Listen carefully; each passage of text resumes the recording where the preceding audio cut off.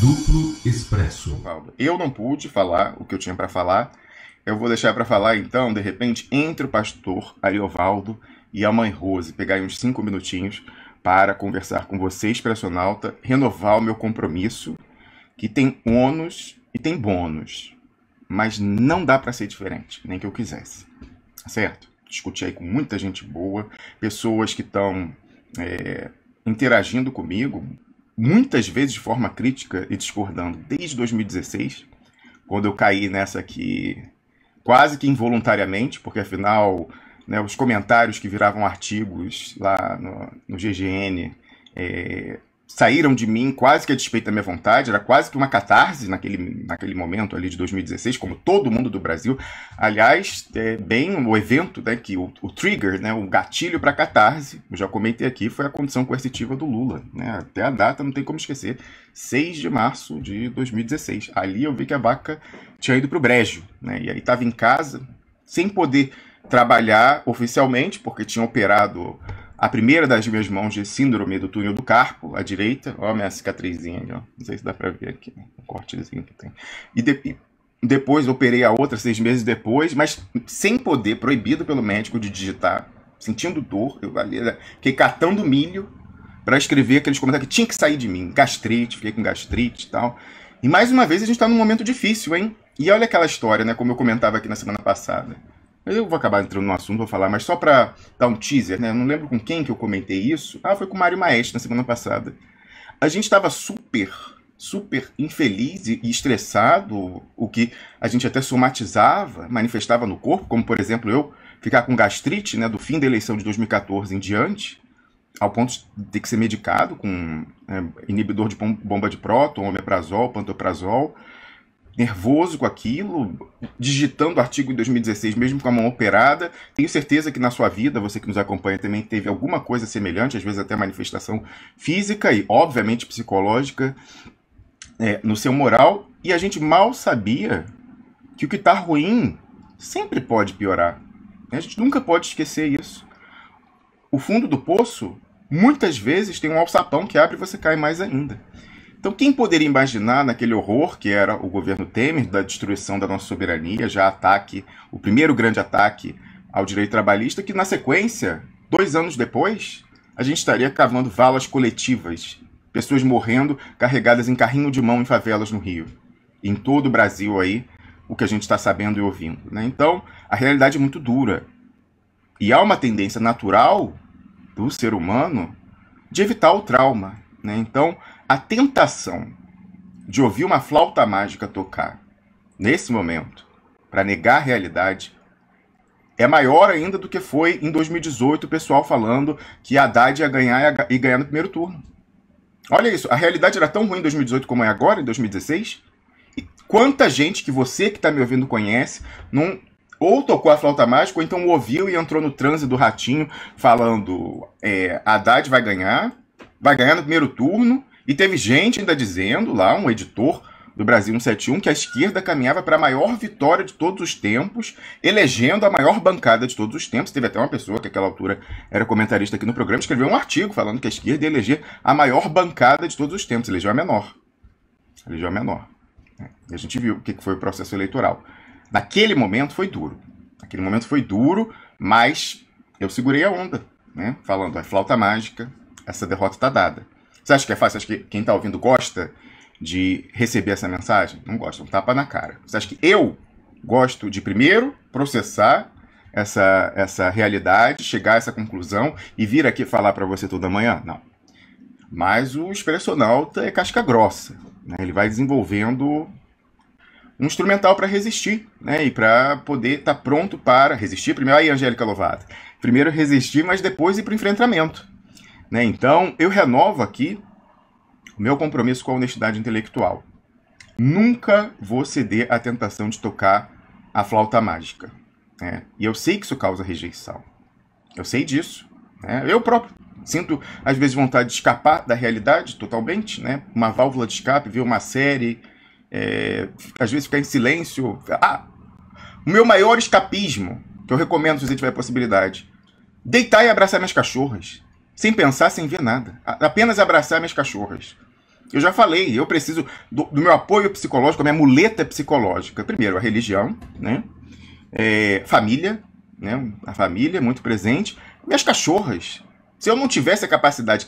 Eu tô falando muito sério com você. Cada vez que eu recebo assim, a pior notícia, a minha primeira reação é ir naquele sofá e deitar e abraçar minhas cachorras. E isso se explica quimicamente, sabia disso? Que quimicamente, não só a coisa psicológica, mas a relação do humano com o animal de estimação aí, numa evolução simbiótica, digamos assim, desde que a civilização surgiu 10 mil anos atrás, faz com que você, acariciando o seu animal de estimação, você e o animal de estimação liberem um hormônio chamado ocitocina, que é o hormônio do prazer, de se sentir bem, relaxado, desestressado. Né? Então, a tentação, quando você tem alguma coisa que te estressa muito, de, por favor, receber a dose de ocitocina abraçando o cachorro é muito grande. E eu recorro, sem nenhuma vergonha, a isso. Então, cada um de nós foi desenvolvendo, se não os tinha, mecanismos, né, para poder aguentar o tranco. Mas, às vezes é demais, como está nesse momento. Não é? Então, hoje, nesse programa, a gente vai até se questionar filosoficamente por que tudo isso está acontecendo, não é? Eu vou mandar aqui o link para o pastor Ariovaldo. Cadê? Deixa eu ver aqui, peraí. Para ele se juntar a gente. E depois eu continuo com você essa conversa. Tem muita coisa que eu queria dizer ainda importante, né, de insight nessa questão, mas sempre na certeza que, mandei aqui para o pastor Ariovaldo, sempre na certeza de que, apesar das dificuldades, apesar de saber aí das fases do luto, não é? A negação, depois a raiva, depois a negociação, depois finalmente a aceitação, né? Apesar disso, eu posso tentar, no máximo das minhas possibilidades. Já entrou aqui. Nossa, o pastor Ariovaldo é rápido no gatilho. Peraí, meu filho, sai fora. Olha só, peraí. Admitir, tá aqui. Eu posso... Deixa eu ver se a saída do áudio, inclusive, tá certa. Acho que não. Agora tá certo. Enquanto o pastor Ariovaldo vai ajeitando ali a câmera, que tá de lado. Olha lá, eu posso, no máximo da possibilidade, tentar entrar com jeitinho, né? Falar as coisas com um jeito mais tranquilo possível, mas a mensagem verdadeira, por mais rejeição que ela cause, como causou, de 2018, falando o resultado está dado, o máximo que nós podemos fazer é lutar para esvaziar o significado simbólico dessa vitória do Jair Bolsonaro, com todas as condicionantes que devem ser feitas a essa vitória. Nossa, quanta gente quis dançar em transe ao som daquela flauta mágica. Você é testemunha, você viu isso. Quanta gente não bateu na gente falando que era derrotismo, que a gente estava ajudando o Bolsonaro a ser eleito. A gente falou, não, esse resultado está dado. Né? Você é Cassandras e tal, mãe de Ná. Poderíamos ter errado, mas acertamos. Inclusive, a gente acerta muito mais do que erra aqui, você é testemunha. Né? Então, dessa vez não é diferente, nós não vamos cair na tentação de negar a realidade apenas porque ela é mais dura do que nunca. Né? A gente saiu do que já era terrível e fomos para algo muito pior. Não é? Não é legal as discussões filosóficas? Como eu falei, eu assisto o programa da TV Pública Francesa e eu estou plagiando mesmo. Estou plagiando. Eu vi esse programa e desde o início começou o Duplo Expresso, eu sempre pensei em fazer isso, mas naquela altura tínhamos não ateus, mas ateístas militantes, talibãs da laicidade, não pode discutir e tal. E eu falava, mas gente, o fenômeno religioso é uma dimensão humana, da cultura humana, desde que o mundo é mundo, ou pelo menos desde que o Neandertal começou a fazer rito fúnebre.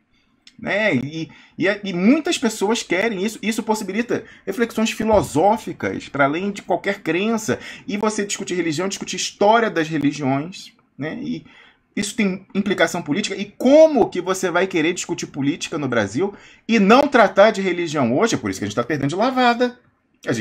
A esquerda fala, aqui é laico, é laicidade, aqui a gente não fala e tal. Bom, o outro lado fala e agradece, né? E fala, não, então aqui, isso aqui, o povo de Deus é isso aqui. Né? Então, até estrategicamente, se não fosse interessante do ponto de vista intelectual, nos convém dialogar, né? E falar, enfim, fenômeno religioso, a história da religião, os desafios para as pessoas, e vamos lembrar aqui que é mais sacrificado no momento são as pessoas, o povo de santo, as religiões de matriz afro no Brasil, então é uma questão que se coloca também. Até eu vejo que algumas pessoas se incomodam e falam o seguinte, a Mãe Rose, quando ela vem, ela tem um discurso que tem algumas coisas que resvalam no identitarismo. Nós somos críticos aqui dos excessos identitários, mas ela falou alguma coisa que não era verdade, né, que a discriminação histórica com relação às religiões de matriz afro tem tudo a ver com o racismo estrutural do Brasil, e que quem está morrendo nas favelas são, sobretudo, negros, pardos. Bom, aí é só você pegar o IBGE, né, a composição demográfica das favelas, né, muito majoritariamente pretos e pardos. Onde que as pessoas estão morrendo sem atendimento? Nas favelas. Portanto, né, subsunção, aula de direito lá. Quem morre, eu vou rindo aqui, mas é só pelo meu jeito irônico de falar. Mas então, quem mais está morrendo são pessoas de áreas carentes. É a premissa A. Premissa B. Quem, né, de acordo com o IBGE, é mais pobre no Brasil e mora em áreas precárias, favelas, etc e tal. Negros e pardos. Subsunção, lógica, você fala, não, então quem está mais morrendo são negros e pardos, né? Mais um genocídio, mais um holocausto, né? E o holocausto é o quê? É o sacrifício de inocentes, né, que você faz. Então, quando tinha um sacrifício animal, um cordeiro, etc e tal, são pessoas inocentes, né? Há de ter alguém culpado que está morrendo também, como esses que falaram, sai aí não sei o que.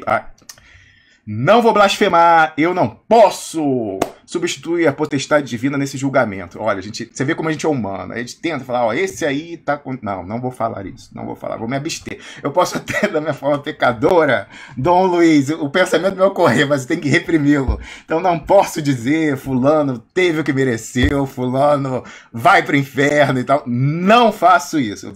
E se eu me traio e venho, eu me corrijo no ar, inclusive, para não me permitir isso.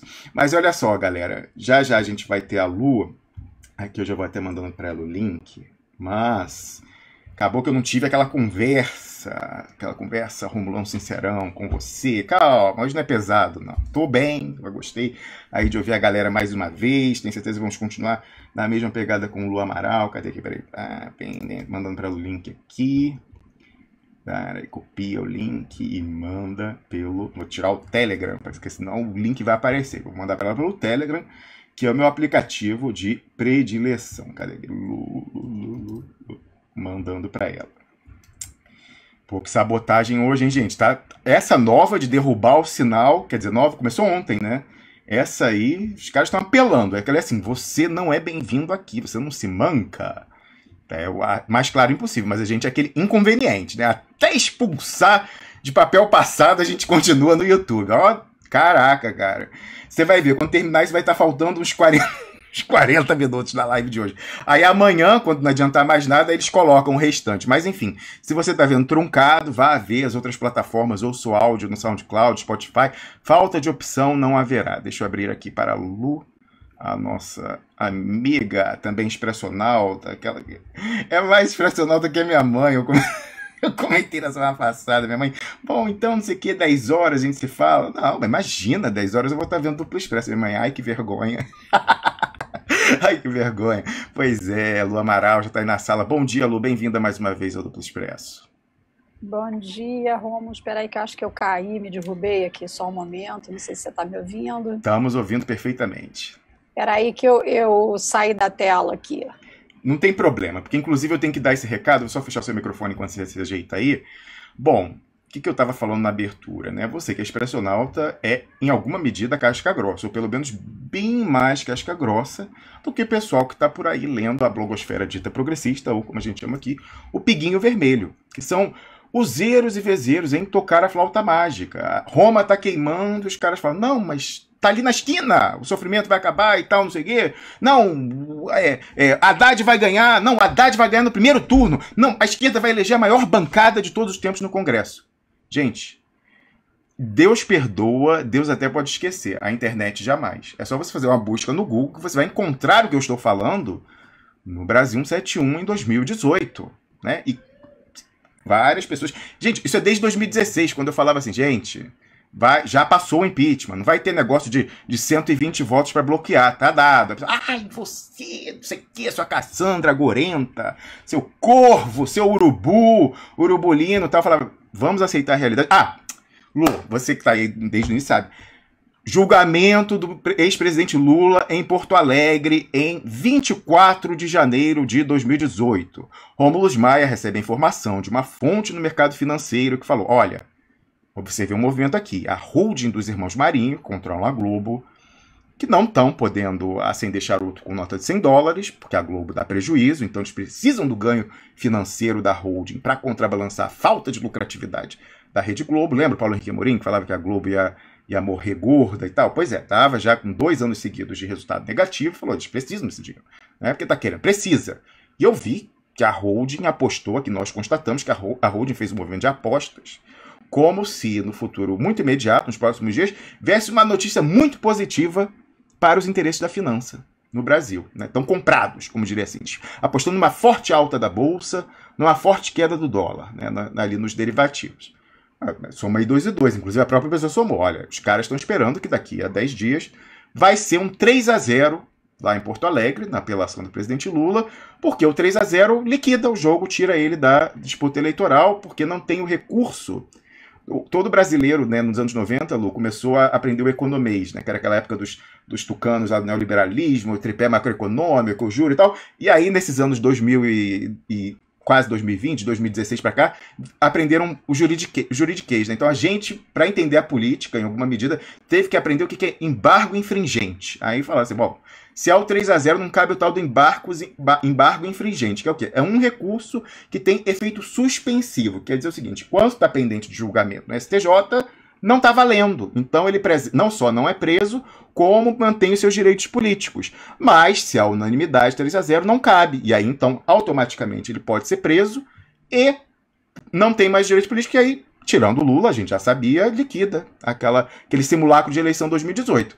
Eu, quando recebi essa informação, Lula, eu falei, mas é minha responsabilidade agora avisar, inclusive, o presidente Lula, todo mundo no PT, que o resultado está dado. E aí eu publiquei meu artigo. Porque tinha um pessoal do PT, né, assim, vão para Porto Alegre para virar o julgamento e tal. Eu falei, não, mas espera aí. Os irmãos Marinho, eles têm que ter uma ascendência sobre esses desembargadores. E eles não estão podendo, já apostaram, já fizeram apostas. Eles não podem perder esse dinheiro. Então, é certo que vai dar. E aí o pessoal do PT, o senador, o Lindbeck, tava, mas tal, porque vai virar e não sei o que tal. Aí eu publiquei um artigo, assim, um pouco irritado com aquilo, porque eu não gosto da história da flauta mágica, né, de tocar a flauta mágica, o pessoal em transe, porque como é que era a história do flautista de Ramelão? Ele hipnotizava os ratinhos para jogar eles no rio afogado, matar os ratos. E aí no final faz isso, consegue desratizar a cidade. Aí o pessoal não paga a grana que tinha prometido, ele volta e leva as crianças embora. Né? E você sabe que isso surgiu, essa fábula, em fatos reais, lá na Idade Média. Umas crianças sumiram da cidade que existe, né, de Ramelão, na Alemanha. E até hoje não sabem muito a história, o que aconteceu, mas de fato, lá numa certa quadra sumiram as crianças e deu origem a essa fábula, que é até terrível, né? Você pensa que o cara, como vingança, levou embora as crianças da cidade, saberá lá o que ele fez com essas crianças. Mas, então, quando a pessoa toca a flautinha, é para hipnotizar e não é para o bem dela. As crianças não voltaram para casa, os ratos morreram afogados. Então, eu quando vejo o pessoal iludindo o pessoal, falo, não acaba bem. No mínimo, se a intenção não é ludibriar para o mal dessa pessoa, no mínimo, quando a pessoa for tarde demais, ela acordar na água fria do rio, ela vai entrar em choque, vai falar, meu Deus, sabe o que aconteceu? E vai ficar atordoada, não vai conseguir reagir, no mínimo.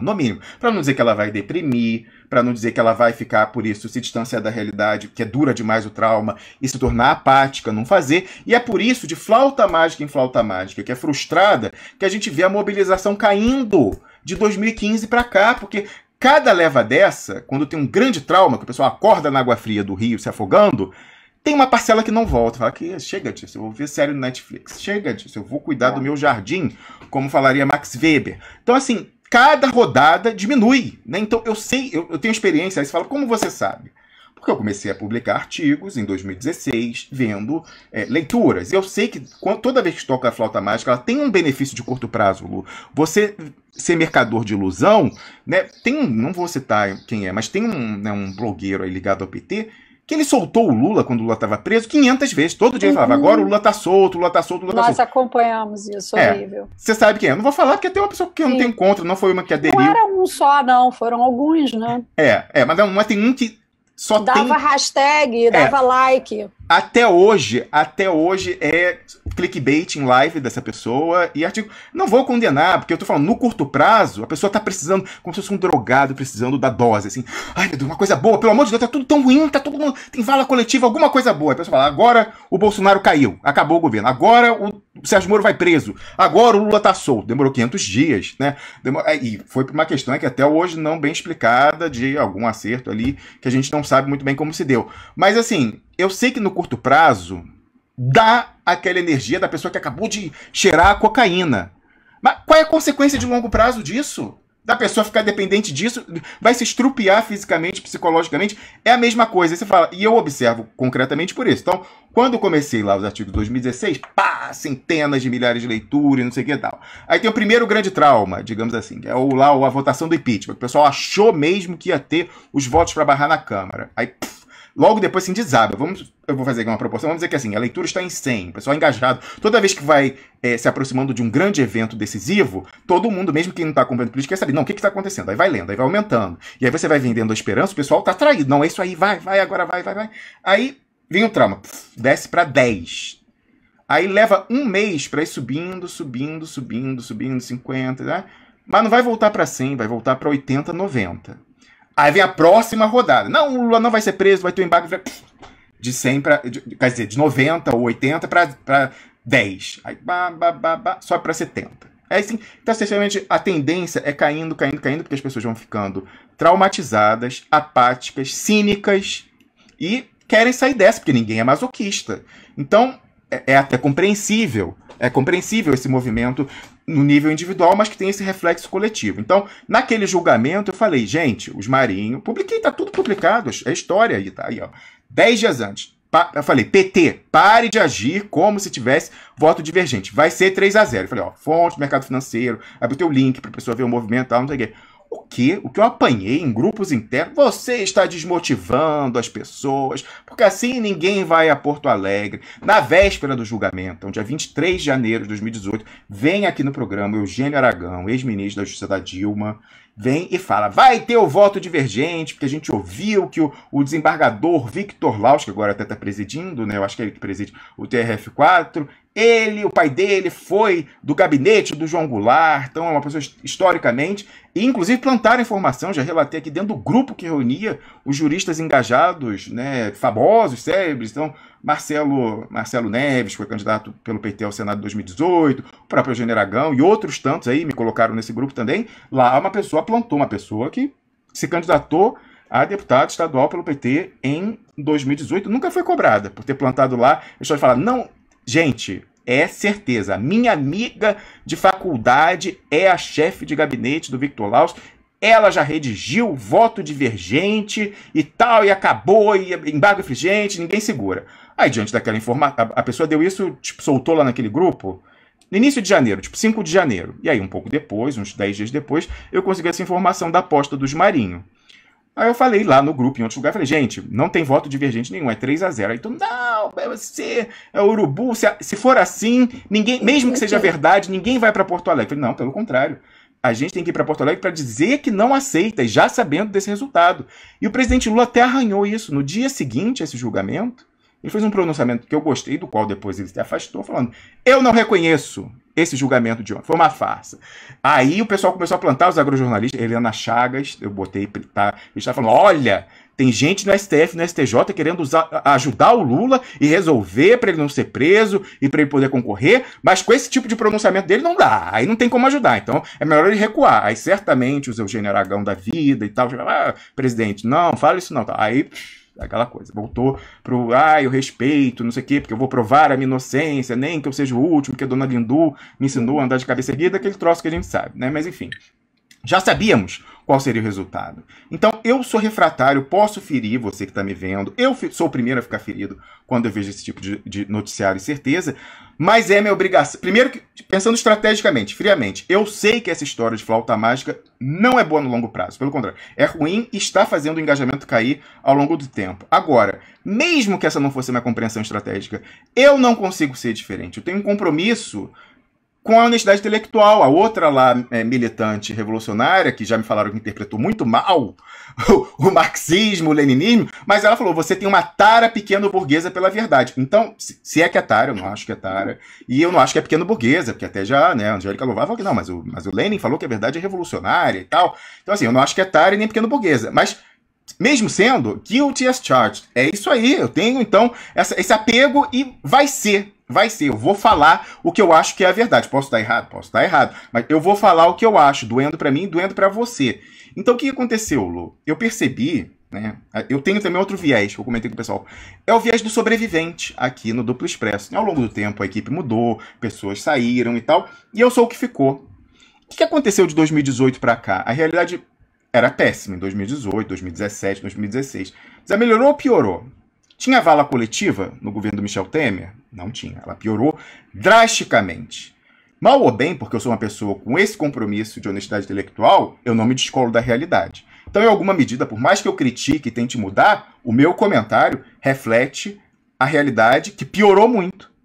Quem saiu antes, não. Ficou lá naquela época em que tinha esperança, que a gente vai pegar os documentos do Odebrecht, porque vai impedir a destruição dos servidores, porque o Lula vai manter a candidatura, porque não sei o que tal, que era uma época em que todos nós éramos mais felizes, ou menos infelizes. Eu era mais feliz e menos infeliz.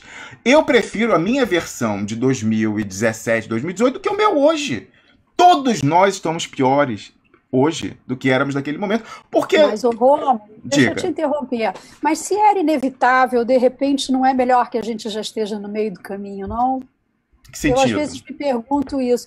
Não, porque assim, eu não sei se é porque de 2016 até 2018 eu sangrei sozinha, eu enterrei o defunto sozinha, que nem costuma se dizer. Sabe quando você defende uma notícia de que algum familiar desencarnou para que as criancinhas não sofram em casa, aí todo mundo vela o cadáver junto, um apoiando o outro, depois, mais tarde, 3 meses depois, avisam a criancinha. Isso é uma coisa perversa, porque a criancinha vela o defunto sozinha. Comigo aconteceu o inverso. Eu velei o defunto sozinha junto com vocês aqui desde 2016, porque eu tive muita premonição, né, do que viria. Inclusive, plasmei algumas imagens de queimadas e tudo, coisas que na ocasião não faziam sentido para mim, mas as pessoas que estavam ao meu lado testemunharam, eu dizia, estou tendo uma visão apocalíptica do Brasil.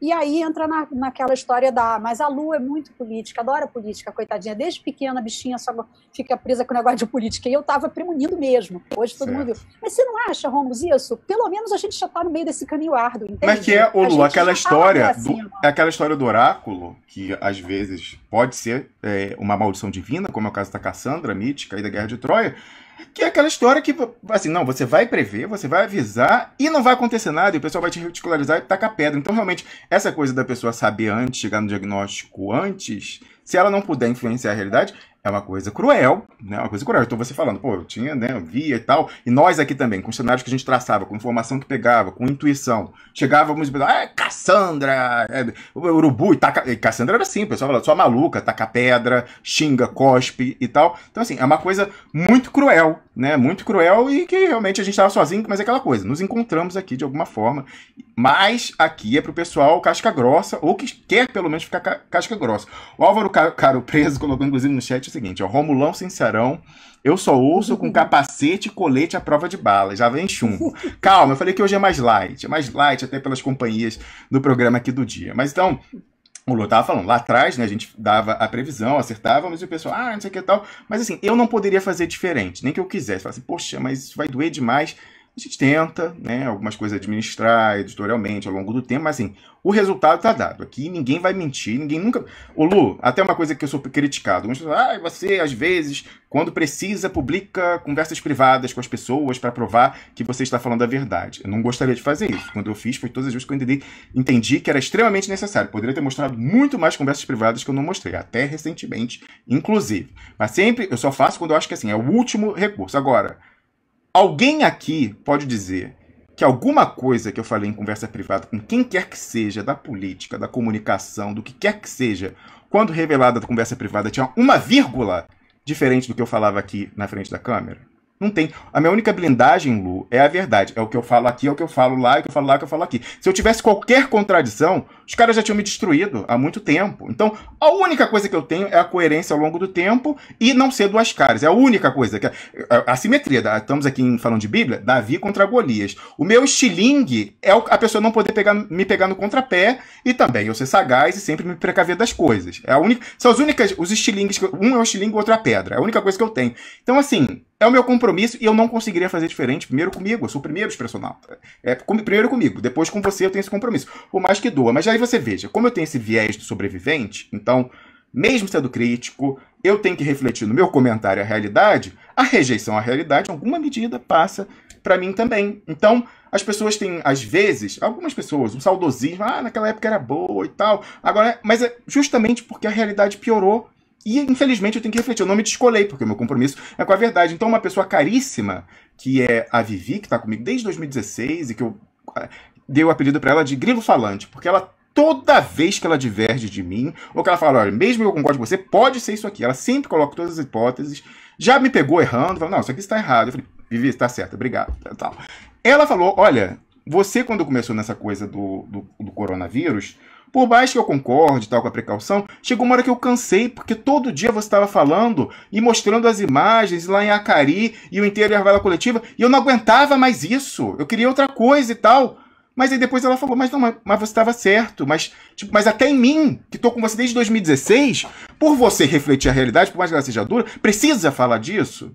Eu não sei se precisa falar na medida que eu falo e a ênfase que eu dou e que eu dei até aqui. Mas quando havia aquela discussão, é ou não é grave ou não é grave, está morrendo, eu tinha que forçar. E não é sim, olha aqui a imagem, olha aqui o não sei o quê. Mas é obviamente que eu não faço isso porque eu gosto, muito pelo contrário, porque é necessário. Eu não tô aqui para falar o que a pessoa quer ouvir. Eu estou aqui para falar o que eu acho, na minha humilde opinião, que ela precisa ouvir. Então, eu queria que as pessoas tentassem essa questão do viés sobrevivente e do ônus, tem o bônus, mas tem o ônus desse compromisso com a verdade, por mais conveniente que ela seja. E aí, Lu, eu queria terminar com algo que eu pensei essa semana, né? Conversei sobre isso ontem com o Piero, com pessoas aí que me ajudam a administrar, eles acharam que tem tudo a ver com essa história do viés do sobrevivente, né? Survivor bias. Que é o seguinte,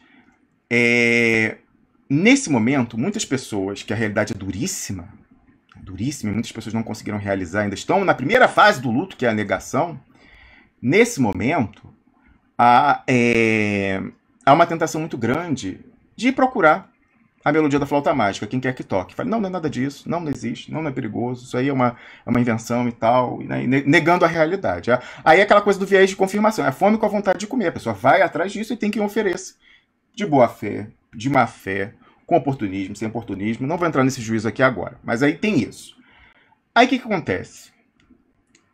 Num curto período, em que a pessoa ainda tem capacidade de nutrir-se de cada realidade, ela é inexorável, ela vai bater na porta, não tem jeito. Mas nesse curto período, há essa procura e há essa identificação. Por quê? Aí eu lembrei de algo curioso que ajuda a gente a compreender por que tantas pessoas estão querendo ir atrás da flauta mágica. Pessoas inteligentíssimas, pessoas mestres, doutoras, pós-doutoras, viés cognitivo, é muito democrático, independe de nível de instrução, independe até de inteligência inata. Né? Todos temos, eu tenho viés cognitivo, e a gente estudando tem que tentar descontar. Aí o que acontece? 2001, tem o atentado das Torres Gêmeas. Né? Aí, não vou entrar do quem foi, quem não foi, o que foi, não estou falando. Teve uma coisa trágica que aconteceu, que traumatizou os americanos, até com aquilo aparecendo todo dia na televisão. Aí começou exatamente isso, Lu. Lá em setembro de 2001, todos os canais de televisão em pool só falavam de 11 de setembro. No noticiário e nas séries dramática ficção. Aparecia como uma coisa de fundo, contexto e tal. Só teve uma série de televisão que não falou, agiu como se nunca tivesse acontecido 11 de setembro. Você sabe qual foi, Lu? Não me recordo, Ramos, porque eu me lembro que todo mundo falava, né? Todo mundo, todas as séries de televisão encaixaram narrativa, aquele evento Deus Ex Machina que entra... de vários pontos de vista, de dentro do avião teve uma que falou, inclusive, sobre uma menina que criou um campo quântico com a mãe pelo telefone, ao que tudo indica, parece que foi verdade, né? A mãe disse, não, você não está dentro do avião, não, você está comigo aqui no jardim. E transportou a menina através... foi lindo, lindo. Essa aí eu não soube, não. Isso aí eu pesquei dentro de um filme desses, o Romulo. Interessante. Dentro dessa porcariada sempre tem um treco que você tomara pesca. Que tenha sido inspirado em fatos reais. Quem sabe, né? Foi aquele avião que foi... do Pentágono. Do Pentágono. O United 93. Não, do Pentágono não. Foi o que aterrizou num campo... que caiu antes, é o 93. Tem até filme sobre isso, um filme muito tenso, né? O filme eu assisti. Uma jovem. Essa parte eu chorei demais, porque é um exercício que, inclusive, Deus que me perdoe, mas a gente tem no subconsciente de usar quando precisar, né?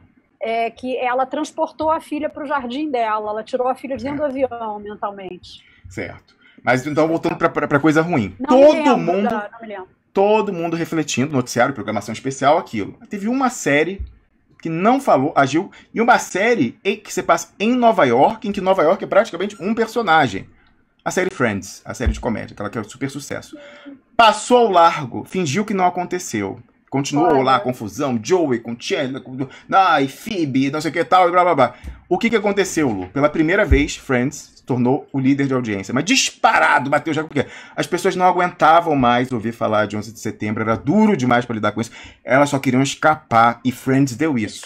E aí, todo mundo foi. Deixou de existir o 11 de setembro? Não deixou de existir, mas as pessoas queriam escapar. Então, uma tendência natural. E mal ou bem... Eu vejo um pouco isso no pessoal que está negando, e aí vai e vem, não sei o que e tal, só que a realidade vai chegar se já não chegou, né? Vai negar o que a gente está vendo em Manaus, o que está acontecendo em Belém, o que está acontecendo em São Luís, o que está acontecendo em Duque de Caxias, o que está acontecendo em Acari. Não dá mais. O que está acontecendo nos serviços de medicina, com os médicos caindo doentes, morrendo, a enfermagem. Não dá, né? O pessoal sendo afastado, o pessoal sem EPI, Lu, sem luva e máscara. Fala, o SUS sempre foi carente. Mas você não pedia para o médico se expor a um patógeno sem máscara. É o que está acontecendo agora, né? Então, aplanar a curva, diminuir a taxa de infecção, é pelo menos para conseguir deixar o poder público comprar máscara. Pelo menos você pedir que essas pessoas tenham máscara quando elas vão fazer o atendimento. Mas tem gente que segue, é o que eu falei, é o pessoal que quer ver Friends no meio das torres gêmeas caindo. Beleza, respeitamos, até me condoo, né? Mas não vai ser aqui. Então, por mais que crie rejeição, e eu tenho noção disso, eu sou o primeiro a rejeitar a realidade, aqui ela vai estar refletida. Né? É o compromisso que eu tenho primeiramente comigo, depois com quem está nos assistindo. Então, né, diante dessa realidade dura, né, o que a gente pode ter aqui de distanciamento não é negar a realidade, é trazer reflexões filosóficas, às vezes trazendo pessoas com essas cosmovisões que, em princípio, na leitura ocidental, depois na idade contemporânea, está apartado da política, ou deveria estar com a laicidade do Estado, não sei o que tal, mas que eu acho o seguinte, a gente consegue contextualizar, colocar, talvez um dia que eu traga alguém que seja um filósofo ateu, mas olhar a realidade de um ponto de vista filosófico e botar aqui. Esse é o distanciamento que eu proponho. Outra interpretação, outras cosmovisões da realidade, mas negar a realidade não acontecerá aqui. Se isso fere a sua suscetibilidade, se você precisa da flauta mágica, eu sinto pena de você, porque mais cedo ou mais tarde a realidade vai vir aí para morder a sua bunda, mas aqui a gente vai seguir no compromisso com a verdade. Era isso que eu precisava falar aí, ô Álvaro Caro Preso. Eu acho que você não precisou botar colete à prova de bala e casco hoje. Lu Amaral, bom dia, bem-vinda mais uma vez ao Duplo Expresso. Bom dia, Romos. Surfando nessa tua última frase aí, não tem nada mais humilhante do que tomar uma mordida na bunda, né? Então, eu espero que a gente se recupere antes que isso aconteça. Então, Rômulo, pegando a carona, você falou da flauta mágica, tem a questão do pastorio, né? Do pastor que vai conduzindo com amor no coração, né? Em tese, conduzindo as ovelhas, protegendo as ovelhas, né? ofertando uma proteção às ovelhas, né, de modo que elas se sintam acolhidas, que é uma outra forma de você ser, digamos assim, enfeitiçado, né? Então elas vão ali na sensação de proteção do lobo, elas seguem o que o pastor diz e o pastor vai conduzindo todas elas para o lugar certo, espera que elas engordem tudo e depois faz ali a extração do pelo e logo em seguida viramos churrasco, né? Então, tem uma ovelha negra sempre no meio do caminho que fica tentando desviar e pedir efetivamente que as outras se atentem para que há uma sensação de que aquilo ali vai terminar ruim, vai terminar mal, então, que é para você não acreditar naquilo que está acontecendo. Porém, existe um momento, na minha opinião, Rômulo, existe um momento em que fica um pouco cedo para você ir a pé e, como é que diz, longe para ir a pé e perto para ir de táxi, né? Você fica no meio do caminho porque a humanidade já mostrou várias vezes que nem sempre está preparada para ouvir tudo, né? A gente demorou 2000 anos para entender a questão do sistema solar, que a Terra era redonda, né? Fernão de Magalhães teve que dar a volta ao mundo, saiu de um lugar, entrou no outro, falou, pô, gente, se eu sair de um lugar, entrei no outro, fui em linha reta porque é redondo. E as pessoas demoram muito a entender. Então, o ser humano tem um timing aí para entender as coisas, que é diferente do que a gente gostaria que fosse, mas acontece, né, Rômulo? Às vezes tem um trecho bonito do livro do Poder da Cabala, de Rudeberg, que fala que às vezes o mestre fica ali jogando café na xícara e ela transborda porque o cara que está do lado de cá, o consulente, o ouvinte, ele não tem capacidade para segurar tanta informação. Então, a única coisa que eu acho, se você me permite um contraponto a tudo que você falou, é que nem toda verdade chega na hora certa. Eu, particularmente, sou muito parecida com você nesse lugar, eu prefiro uma verdade ácida a uma ignorância doce. Eu prefiro sempre. E fui educada assim também, como você, né? A minha mãe dizia assim para os filhos, olha, cada vez que vocês mentem para mim, vocês espetam uma agulha em mim. É como se eu fosse espetada por uma agulha. E aí um dia eu quebrei uma xícara dessa de chopp que ela trouxe da Alemanha e escondi aquele troço em algum canto da cozinha, fiquei nervosa de ter quebrado aquele negócio, e ela falou, olha, quebraram a xícara, não sei o que, eu não gosto que vocês mintam para mim. Eu fui correndo na caixa de costura dela, peguei uma agulhazinha, segundo ela eu tinha uns 5 anos mais ou menos, peguei uma agulhazinha, fui lá e espetei ela, entendeu? Então assim, para mim a verdade é acima de qualquer coisa.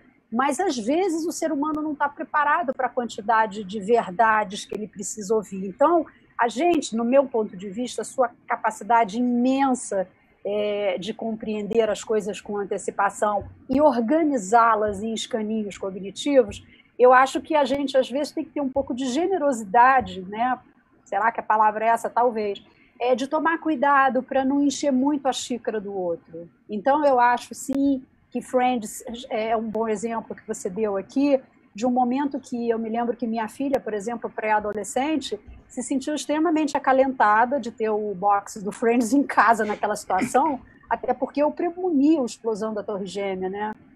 Infelizmente, eu estava com eles em Nova York um ano antes, eu, meu então marido, os 2 filhos dele, a minha sogra e minha filha, e eu parei na porta e não entrei de jeito nenhum.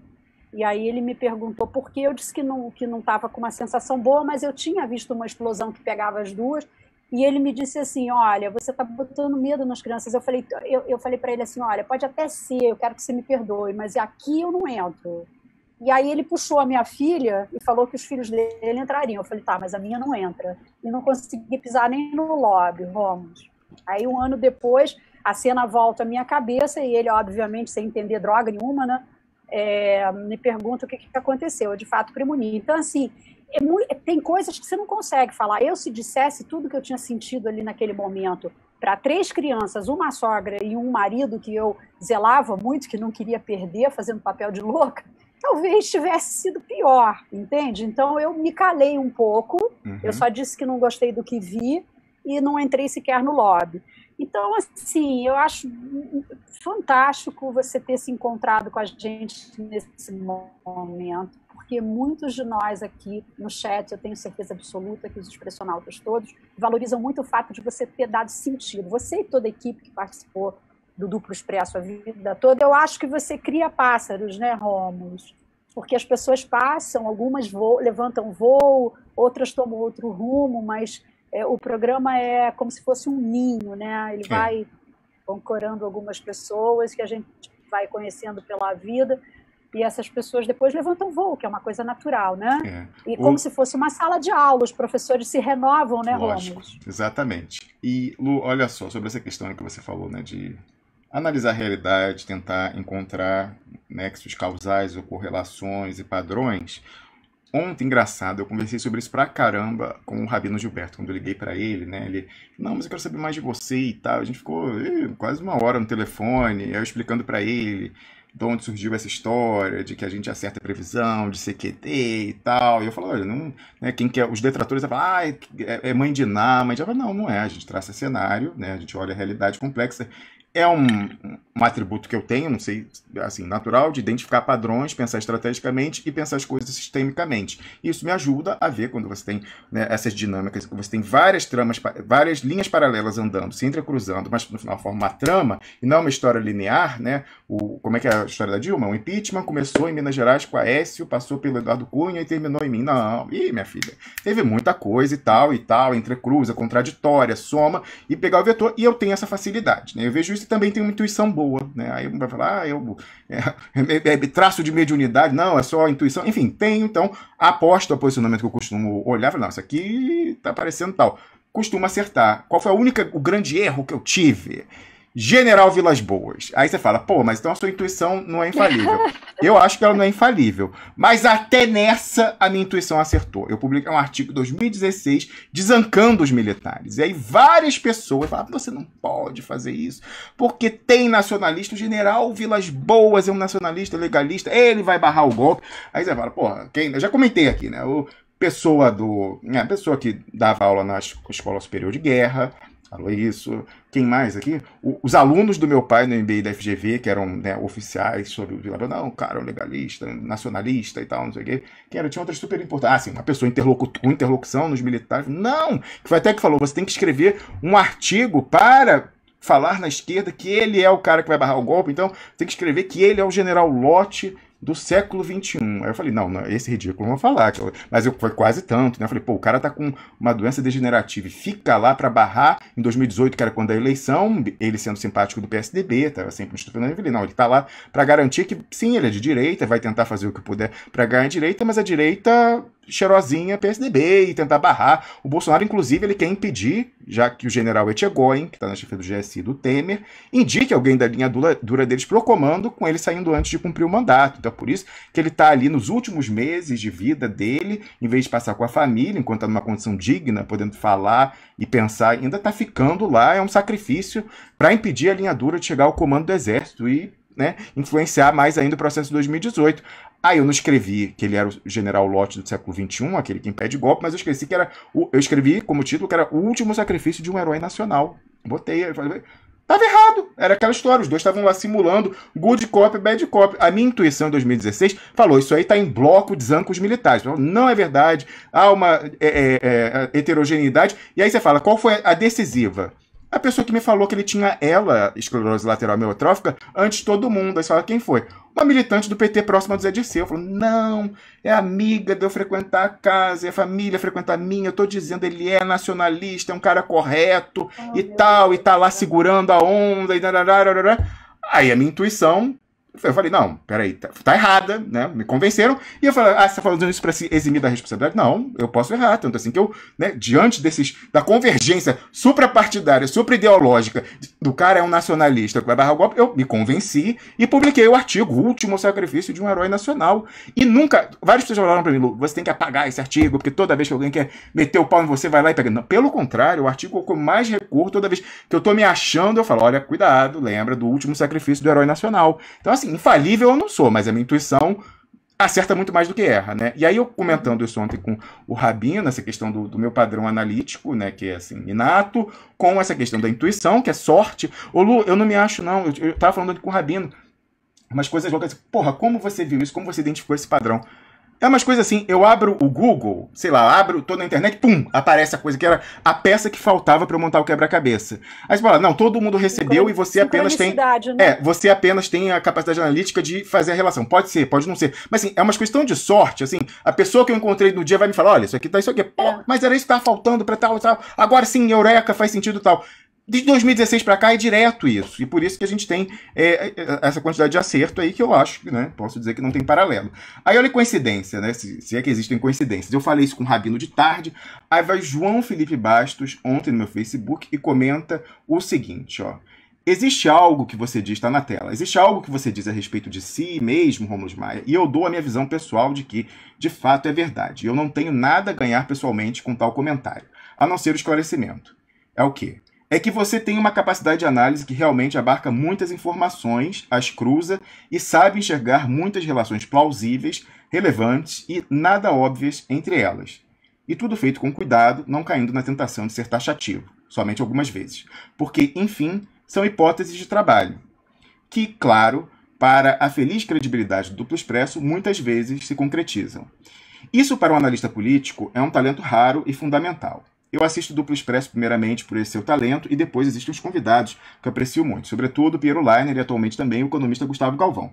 Piero que faz uma boa dupla na análise com você. Alguns convidados, alguns que saíram, outros que permanecem e outros que virão, faz parte da dinâmica do programa. Não me instigam tanto e, como você já disse uma vez, você entrar, sobretudo nesses momentos, é o que faz a coisa esquentar em alguns momentos. A gente está falando das interrupções, quando elas sinalizam esfriar mais. E é desses seus momentos, com algum convidado mais frio, que saem conclusões e questionamentos que fazem o programa valer a pena. É uma visão, você pode concordar ou discordar. E, justamente por isso, eu respondi o seguinte: obrigado, João Felipe Bastos, por essa sua análise. Com prós e contras, é a nossa fórmula. É a nossa fórmula. E aí, só para concluir, você sabe onde que ele deixou esse comentário, Lu? Ele deixou esse comentário como resposta a um comentário ao programa de ontem, que estava justamente o Piero Leiner com aquele bate-bola que a gente faz às terças-feiras, em que eu detonei. Eu fiquei muito irritado quando eu vi esse comentário. A pessoa já se desculpou, assim, não quero estigmatizar de forma nenhuma a pessoa, mas assim, às vezes, né, a gente aqui fazendo um esforço, se expondo, como a gente se expõe, até a hostilidade inconsciente das pessoas pra gente refletir essa realidade ferrada, mas aí a pessoa vem e, assim, nessas horas que eu fico cético com relação, embora vá morrer tentando, mas fico cético com relação à viabilidade do socialismo, né? Então, no programa de ontem vem alguém, a ex-personalta, que parece que acompanha muito e tal, mas botou o seguinte, ó. Eu tenho feito as interrupções aqui para pedir para que quem assiste pelo menos compartilhe o link, além de assistir, né? Aí a amiga ex-personalta falou o seguinte, ó, tá lá no programa de ontem, ó. Não sei se gosto das interrupções mais frequentes de Rômulo Maia para estimular os compartilhamentos. Na verdade, não gosto. Aí eu falei o seguinte, ó, quem fala o que quer, ouve o que não quer. Então, a resposta do referido, no caso eu, né, o título que eu tinha dado é Militância, entre aspas, de sofá, a tragédia do bem comum, que é um conceito da economia, do qual eu já falei aqui várias vezes, e a viabilidade, eu coloquei uma interrogação, porque eu me pergunto se é viável ou não, a viabilidade em questão do socialismo, né? E eu respondi o seguinte, ó. Se você, que fez esses comentários demais, compartilhassem, sem o meu exemplo na tela, eu que estou fazendo agora essa simulação de Bloomberg aqui dividida a tela com o Telegram, pois é isso, né? Enfim, é o que eu tenho que fazer. Pois é, se você e os demais compartilhassem sem o meu exemplo na tela, eu não precisaria falar. Isso é óbvio. Alguém acha que eu gosto de começar o dia falando compartilhe, faça, não sei o que. Não, eu faço porque precisa, né? Não é por boniteza. Aí eu segui falando o seguinte, ó. Sempre é mais fácil criticar do que fazer. Destruir do que construir. Isso, inclusive, tem nome. Se chama paradoxo da civilização. É por isso que os hunos seminômades, os mongóis seminômades, é que era a mesma coisa. Mas, assim, os mongóis dominaram a China, aquele império sofisticadíssimo italiano, porque é mais fácil destruir e conquistar do que construir. Continuando. Mesmo havendo tamanha assimetria de esforços respectivos, o meu, apresentando, debatendo, fazendo a transmissão, apurando, checando, produzindo, interagindo e compartilhando, e, do outro lado, aquele de quem deveria apenas fazer o compartilhamento, para além de assistir. Por si só. Né? Melhor que se fizesse por si só. sem precisar do exemplo e o pedido diário, várias vezes no dia, do tio Rômulo Maia. A tragédia do bem comum, né, esse conceito da economia, é um enorme desafio a ideais socializantes, como os que eu nutro. Se eu não nutrisse ideias socializantes, não haveria Duplo Expresso. Eu não estaria aqui doando minhas horas e atrapalhando bastante a convivência em família, para dizer o mínimo. Aqui, né, a gente tem um exemplo claro desse problema da tragédia do bem comum. A pessoa que fez esse comentário quer levar o bônus, ver o programa, mas sequer tolera qualquer parte do ônus, por mais ínfima que seja interrupções de 10 segundos, já falando, compartilha, faz isso e tal. Não, a pessoa já fala, não, isso aí não tá legal, não quero. É o mínimo, né? Que dirá, então, aí eu fui além, falei o seguinte, ó, em tempo, né, para se sentir tão, como se fala em inglês, entitled, tão no direito de cobrar e reclamar. Você que fez esse comentário, você é membro do canal, tem assinatura lá mensal de R$7, só 0,5% das pessoas que assinam o canal no YouTube tem. Você contribui financeiramente com o Superchat no Patreon. Aí você fala, pô, mas então só quem é alguma coisa na fila do pão do Expresso quem dá dinheiro. Não, pelo contrário, como eu falei, é só 0,5%. Não é por esse 0,5% que eu tô aqui todo dia. Eu até agradeço muito e faço questão, porque essas pessoas, Lu, me fizeram parar de passar o carão diante de mim mesmo e falar, eu tenho que tirar do meu bolso para manter o espaço. Porque por um ano, em 2018, foi assim. Eu paguei para o programa ficar no ar, o site ficar no ar. Hoje em dia, felizmente, eu não preciso mais. Então, para mim, até moralmente, me motiva a estar aqui, saber que outras pessoas consideram tão importante a ponto de pegar e dar R$7 lá por mês como membro do canal, por exemplo. Então, eu perguntei, mas tá tão assim, né? Eu sou a patroa? Eu falei, você é membro do canal? Você contribui financeiramente? No Superchat ou no Patreon? Aí você fala, pô, mas só isso então que é apoio do Duplo Expresso? Não, a maioria apoia de outras formas. Eu falei, você manda dicas do que saiu na imprensa e tal, pelas redes sociais para mim? Você me marca no Twitter, no Facebook, manda no grupo coisas interessantes para o trabalho aqui do Duplo Expresso, do Desdobrando da Pauta? Continuando, porque você participa dos debates lá no grupo do Telegram, que nos ajudam a chegar a formulações. Mais que isso, você distribui os nossos conteúdos em grupos no WhatsApp e no Facebook, em listas de e-mail? Só para saber, né? Tá com tanta marra, só para saber, né? Certamente, algum chance maior. Eu falei, ó, só para saber, embora eu desconfie. E realmente ela respondeu, ela não faz nada disso, né? Então, foi diante desse comentário aqui que o sujeito aí num sincronismo comentou essa história de como a gente faz, mas antes ele começou, aí o João Felipe Pérez falando, a pessoa que faz esse tipo de observação é alguém muito fraco. Eu não sei, eu não faria esse juízo duro, João, mas assim, tem horas que enche o saco, né, com essa, como eu coloquei aqui, a constatação da limitação, para dizer o mínimo, da militância de sofá, a tragédia do bem comum e a dúvida sobre a viabilidade do socialismo. Eu marquei a professora Angélica Lovato, que vai estar com a gente amanhã, não vai ser ainda dessa vez, mas um dia a gente vai ter essa discussão, porque ela sabe como me angustia. Infelizmente a realidade não nos deixa abstrair um pouco, mas eu marquei a Angélica e botei o seguinte, ó, o Angélica Lovato, isso aí é para nossa discussão sobre a viabilidade do socialismo, diante das falhas na racionalidade humana, porque o socialismo ele pressupõe que todo mundo vai perceber o que é melhor para si. Não! A sujeita não percebeu, ela não viu que até para ela ter acesso e disseminar a mensagem que ela julga conveniente, eu tenho que ser chato e falar de compartilhamento. Então, os viéses cognitivos, defeitos de cognição e até essa tragédia do bem comum, que a pessoa só quer tirar e não quer ver o que ela tem que dar para manter e todo mundo poder tirar de uma forma sustentável, isso é um desafio enorme e eu estou esperando ainda uma solução. Até tem prêmio Nobel sobre isso, Lu, porque as pessoas falam, para resolver a tragédia do bem comum, só tem duas coisas. Ou você estatiza, e todas têm vantagens e desvantagens. Ou você estatiza ou você privatiza. Porque aí a pessoa tem aquela visão de longo prazo de uma durabilidade. O estável é durável, então estatizou as reservas de ferro, o pré-sal. Eles vão ser exploradas da forma mais sustentável, porque o Estado é duradouro e vai querer ter aquele custo duradouro. Privatizar, a mesma coisa. Só que comprou aquilo, vai falar, não, eu quero que isso aqui dure para os meus filhos, netos e tal. Mas a primeira mulher a ganhar o Prêmio Nobel de Economia, eu nem li o trabalho dela, mas eu sei que ela falou, não, tem uma terceira alternativa, que é uma gestão compartilhada, comunal, uma coisa assim. Eu não sei se funciona, não funciona, mas enfim. Até quero saber, quero que um dia um economista fale aqui dessa questão da tragédia do bem comum, mas que é um dos maiores desafios aos ideais socializantes, que pressupõe que o indivíduo vai saber o que é melhor para si. E, infelizmente, né, primeiro nível da patologia, no outro dia, ou então no nível da normalidade, que a gente está vendo aí dos viés cognitivos, não é verdade. Não é verdade. A nossa racionalidade, somos racionais, eu não entro no irracionalismo lá dos pós-modernos, não, mas nós somos racionais, mas também o que já evoluiu aí na psicologia econômica. Racionalidade limitada, defeitos de cognição, dissonância cognitiva. E não tem como perder isso de vista quando a gente vê esses negacionistas diante do coronavírus. E a Angélica respondeu o seguinte, Rômulo Maia é caríssimo, conte comigo. Desde já anuncio, adoro as suas interrupções, é estratégico e eficaz e inteligente. Sim, então, mas aqui, como tá cheio de ateu na sala, vamos mandar na coincidência. olha só, aliás, sobre isso, obrigado. O Álvaro Caro Preso, de novo, ele falou o seguinte, olha, a religiosidade, o fenômeno religioso é universal na humanidade. Ele fala, falo isso do alto do meu ateísmo convicto. Gente, é cultura desde o Neandertal e tal, cara. Tá aí. Então você pode falar, não, mas eu falo assim, pra mim, essa questão da dimensão religiosa, e eu vi isso porque uma vez eu vi um exame, Lu, filmaram com aquela tomografia computadorizada, que faz aquelas imagens, colocaram um rabino, um padre, um imã, acho que foram esses três, orando, e foram ver, e viram assim, não, isso aqui ativa uma parte do cérebro, entra em atividade, que nada mais ativa. Aí você fala, isso daí a interface para falar com Deus. Eu posso falar isso. Agora, outra pessoa vai falar, não, é uma mutação aleatória da natureza que gerou essa coisa. Inclusive é o seguinte, foi selecionado, praticando um pouquinho de darwinismo impropriamente social, mas dizendo o seguinte, olha, vamos supor, tinha um hominídeo que não tinha essa mutação que gerou essa área, tinha um outro que tinha. O que tinha tem essa interface para ou falar com Deus, ou então criar na sua mente, coletivamente, que existe uma coisa e tal.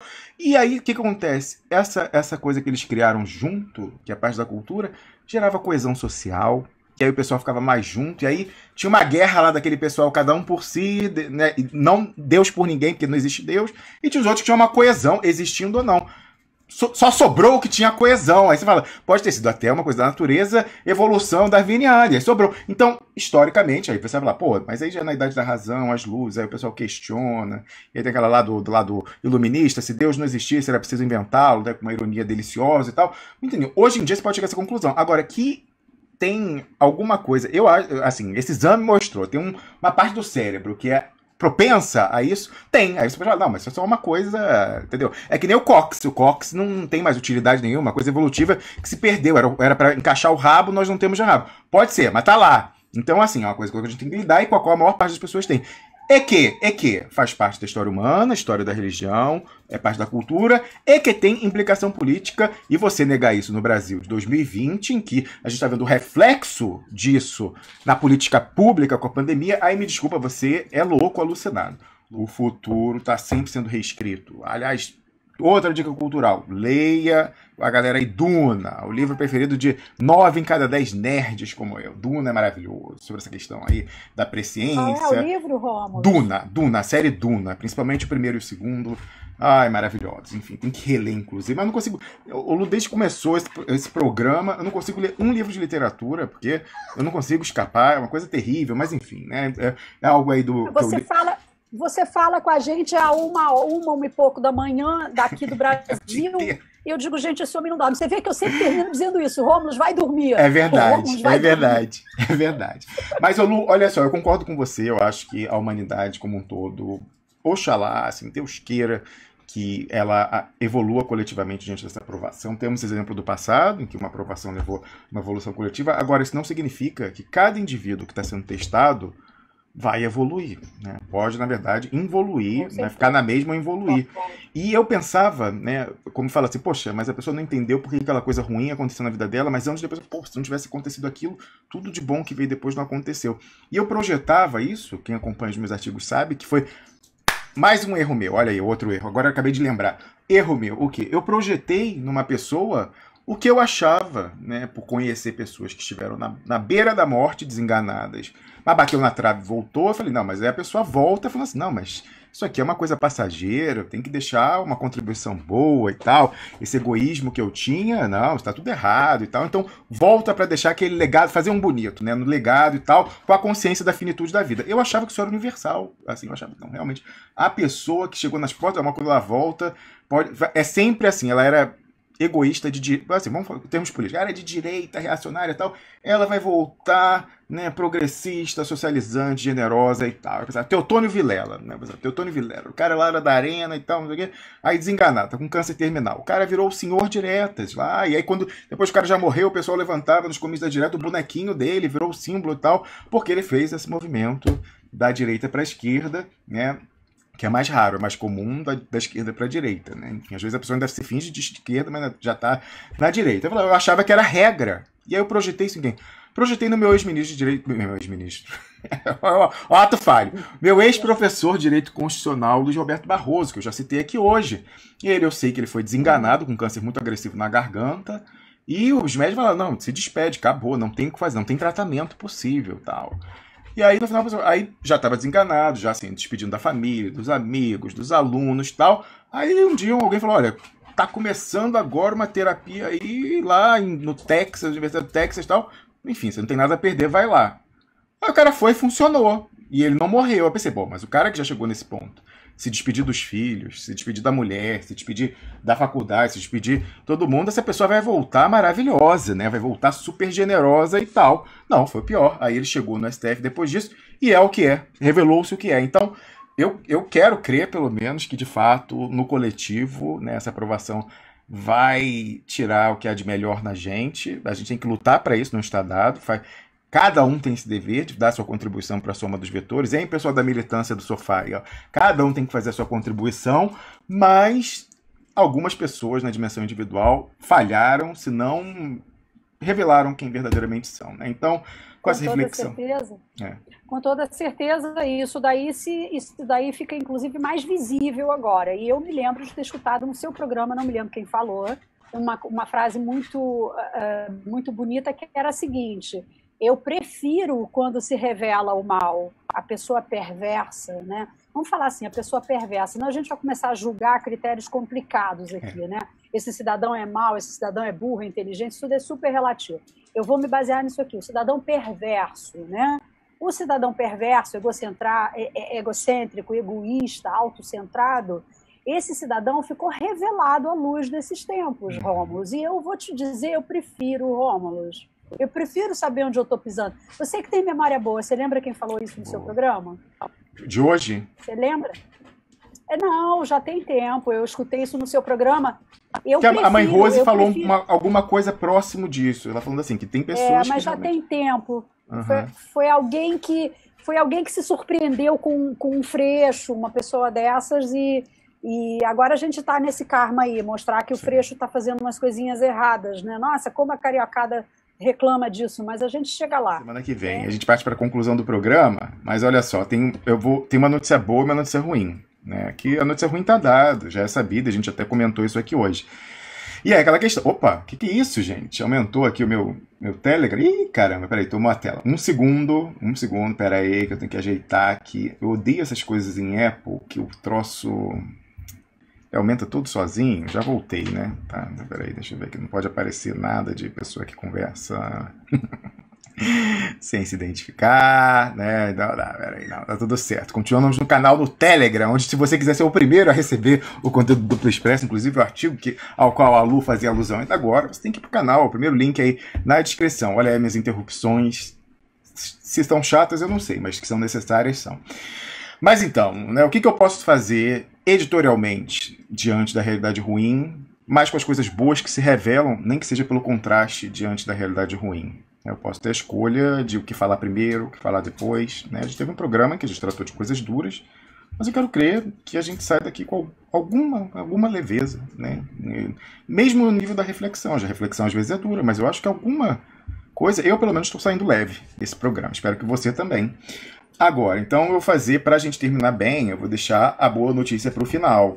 Mas eu vou falar uma ruim, mas que já está dada, não é nem novidade para você. Inclusive, a mãe Rose já falou isso na primeira participação que ela teve aqui, e nós próprios vimos insistindo, e nessa madrugada, como falou a Lu, eu estava acordado 1h no Brasil, então eram 6h aqui. Eu estava ouvindo o jornal da BBC nesse horário, que o meu fim de noite é esse, o jornal da Espanha, da Itália, da Inglaterra, da França, da Suíça, né? Eu boto no fone e vou fazendo as coisas para terminar. Então, quando eu estava escovando os dentes no banheiro, a última coisa antes de dormir, ouvindo o telejornal da BBC, uma das chamadas era a de que é uma prevalência, o Reino Unido primeiro, né? Dessa noite, de ontem para hoje, passou a Itália no número de mortos. Então, agora, na Europa, o país onde mais pessoas morreram de coronavírus é o Reino Unido. O Reino Unido que flertou com aquela história... Flertou não. Tentou fazer no início, depois voltou atrás, a história da imunização de manada. Conseguiu passar a Itália e a Espanha, né? Então, já cerca de 30 mil pessoas mortas. E aí foram olhar, o IBGE deles foi olhar o perfil de quem está morrendo. Eles descobriram que tem uma sobre-representação, super-representação de, adivinha, minorias étnicas, negros e asiáticos. Quando eles falam asiáticos, não é asiático do leste, chinês e japonês, é mais do que a gente vê na composição do Reino Unido, pessoal que eles chamam de sul-asiáticos, né? O pessoal do subcontinente indiano, paquistanês e indiano. Estão morrendo muito mais do que brancos, negros e pessoal indiano. Aí só, pô, será que o vírus tem uma preferência? Tem até essa linha de pesquisa. Querem olhar se a expressão genética até em nível étnico tem alguma influência sobre o prognóstico da doença. Mas aí eles foram ajustar por comorbidades. Aí eles viram que não, o problema não era esse, ou pelo menos não tanto. O problema é que essa pessoa no Reino Unido, que é negra ou que é do subcontinente indiano, ela é pobre.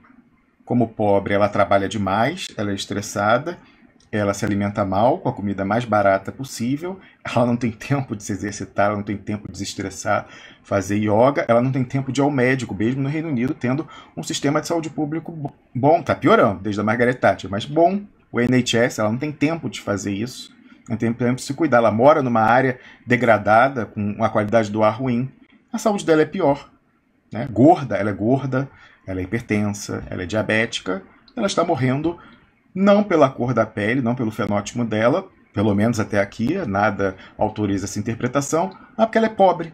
Né? Então, o coronavírus, no primeiro mundo, está matando mais. Aliás, a gente viu isso nos Estados Unidos, né? Os negros do Harlem que estão morrendo, lá em Nova York, ou morrendo muito mais do que os brancos. Então, o coronavírus está chegando como a gota d'água, né? O the last straw, para concluir a questão do subfinanciamento da saúde e da precarização da classe trabalhadora, sobretudo, e aí, dentro da precarização, tem os mais precarizados, os mais vulneráveis, que são as minorias étnicas. Né? Então,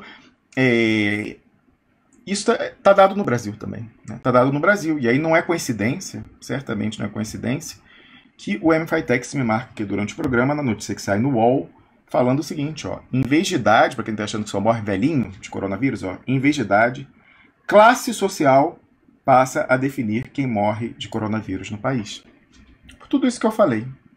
A comorbidade, quer dizer, o fator de risco não era só a idade, lembra? Era a obesidade, a hipertensão, a diabetes, o pulmão ruim por ela estar respirando um ar envenenado, né, e já está com até alguma inflamação no pulmão pela poluição, e tudo mais, o sistema imune dela já está estressado porque ela recebe água contaminada com um valão e tal. Tudo isso já estava dado, e se confirma agora estatisticamente também no Brasil, que a classe social é mais importante do que a idade para determinar quem morre e quem vive de coronavírus. Inclusive, também, se a gente pensar, porque quem é de classe média para cima, até aqui, tem o seu respirador e seu leito de CTI garantidos nas redes privadas. Já quem vai para o SUS, não. Em mais de uma cidade já tiveram respirador, leito de CTI negados. Aliás, evoluindo para óbito, já tiveram até gaveta em necrotério negado, né, tendo que ficar apodrecendo num corredor de hospital ao lado de pacientes em CTI, como a gente viu em Manaus, não é? E aí o MFITEX comenta o seguinte, o Bolsonaro defende isolamento vertical. Só os velhos morrem e deveriam ficar isolados. E agora? Né, que o que mata é a combinação de coronavírus com pobreza. De quem é a responsabilidade da falência de empresas, beneficiar o capital financeiro, empobrecer o país e causar grande letalidade? Né? Mais uma vez, né, o que eu falei aqui hoje, a minha intuição não costuma falhar.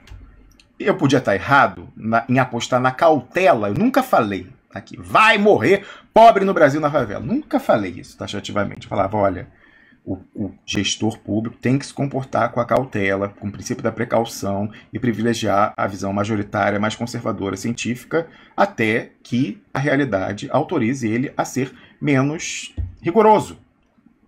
Mas algo me dizia que isso ia acontecer. Né? Sexto sentido, mente quântica, essa capacidade de identificar padrões e linhas que se entrecruzam, formam uma trama.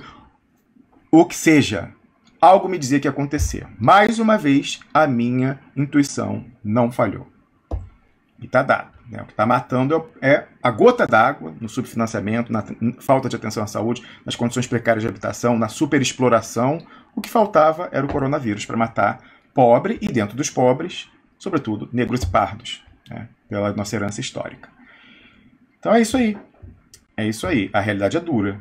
É dura, mas aqui eu vou tratar dela. Por mais que ela incomode, me desculpe. Se você precisa da sua dose de droga para se alienar, não vai ser aqui. Inclusive, você vê o drama, eu comentei aqui. O que está acontecendo aqui na Suíça, a pessoa pode se drogar, não é crime, e mais do que isso, tem aquela política de redução de danos, em que as pessoas que usam drogas pesadas, heroína, cocaína, elas têm uma salinha mantida com dinheiro público, dinheiro taxpayer money, dinheiro do contribuinte, com uma enfermeira paga pelo contribuinte para ficar lá, para se certificar de que a pessoa vai usar a seringa que ela entrega descartável, vai jogar fora depois e vai fazer com que não haja uma overdose e tal. Mas, meu Deus do céu, mas do ponto de vista da política pública, é o correto, por mais que choque a moralidade de alguns. E que, por mais que a gente veja, não como moral, mas como saúde, que não é sustentável uma pessoa ser viciada em opioide, em heroína. Né?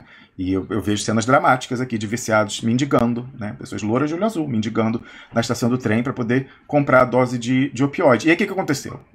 Não chega ao ponto do Estado suíço vender a heroína. Né? Essa pessoa ela compra no tráfico, aqui também tem tráfico. Mas o que acontece na quarentena? Não está em coma, a pessoa não pode sair de casa, o traficante fica, ou pelo menos assim, se a pessoa for sair vai chamar muita atenção, o que é fato é que a distribuição de droga está menos dada. Nem sei por que ficou tão difícil, porque aqui na Suíça não tem controle nenhum. Eu saio para fazer o que eu quiser, inclusive se eu quisesse comprar droga. Então, como eu nunca comprei, eu não sei como é que dá, não sei qual é o constrangimento exato. O que é fato é que os drogaditos aqui, as pessoas viciadas, não estavam conseguindo ter acesso à heroína, sobretudo. O que aconteceu por essa política de contenção de danos? O Hospital Universitário de Genebra, o Hospital Universitário de Lausanne, fizeram delivery de o equivalente, eles falam heroína de substituição, é alguma coisa que é de farmácia, mas que a pessoa prescreve quando está na terapia para deixar. Mas é a heroína, vai dar onda. Delivery, levando na casa dos viciados, entrevistados, eu vi na televisão aqui.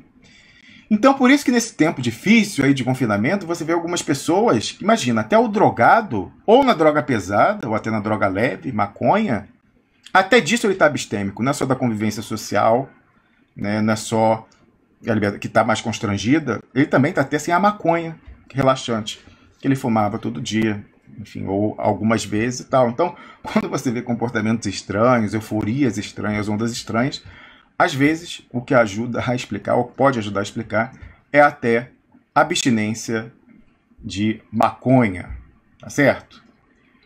Mas eu falei que eu ia terminar com uma notícia boa, que é essa aqui. Apesar de toda a sabotagem do YouTube derrubando o sinal várias e várias vezes, a gente termina com mais uma marca ultrapassada. 44.304 assinantes no canal no YouTube. Se você não assinou ainda, assine o canal, curta esse vídeo, compartilhe o link, apesar da transmissão ter sido defeituosa no YouTube e não ter sido defeituosa nas demais plataformas, eu peço que você compartilhe do YouTube, porque a gente vai mostrar para eles que a gente ouviu o recado, que a gente não é bem-vindo, mas a gente é inconveniente, vai ficar até o final pescando homens, sendo pescadores de homens lá no YouTube, mas sempre fortalecendo as nossas redes alternativas. Os links estão aí na descrição do programa, onde quer que você esteja assistindo, mas obviamente privilegiando, olha aí na tela, o nosso canal no Telegram, que ficou aqui no canto durante toda a transmissão.